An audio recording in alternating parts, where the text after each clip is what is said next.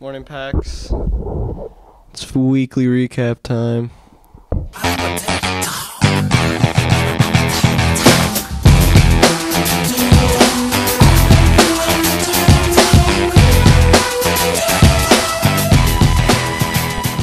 Portillo. And I'm Shai Contunde. And this is this week's sports recap. The American season in which it is justified to overeat and yell at your television is officially over. Last weekend, the Philadelphia Eagles captured their first Super Bowl victory in franchise history, beating the Patriots 41-33.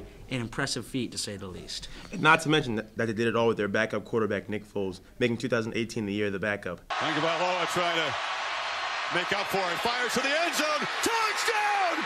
Alabama wins! And for the first time ever, Tom Brady lost in the Super Bowl to a team none other than the Giants.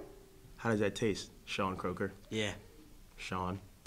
Here more locally, our Redskins have made a landmark trade for quarterback Alex Smith, trading away their young D-back Kendall Fuller and a third-round draft pick.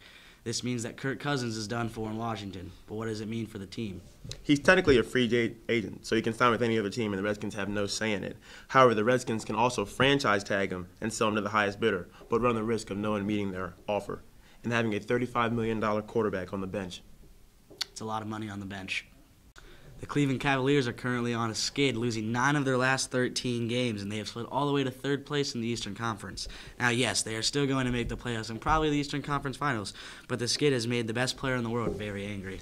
And with LeBron James being a free agent after the 2018 season, it's not a question of if he will leave, but where he will land. The top contenders at this point are the Spurs, Rockets, Sixers, and the Lakers. Trust the process. Opening ceremonies for the 2018 Winter Olympics were yesterday, and events start today. Some athletes to look out for this year are Team USA's Lindsey Vonn, Michaela Schifrin, and Shaun White. Some newcomers on this year's USA team to watch out for are Mame Biney, the 17-year-old short track speed skater who moved from Ghana to the U.S. at age 5. Chloe Kim is also expected to be the youngest female snowboarder to win gold this year. Be on the lookout. High expectations. And that's this week's Sports Recap. And we'll see you next week.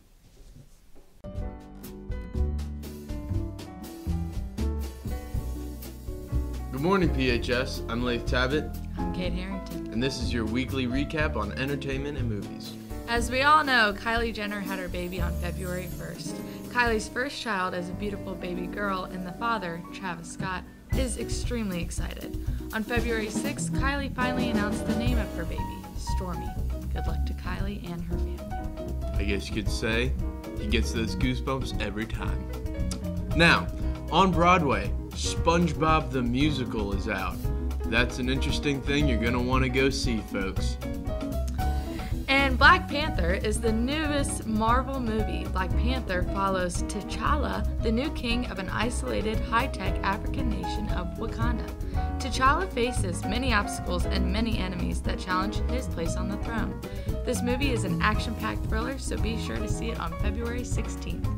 And a little bit further down the road, we have the Han Solo spin-off movie put on by Disney from Star Wars. It's going to be a good see. You guys are going to want to go see that. And have a good day.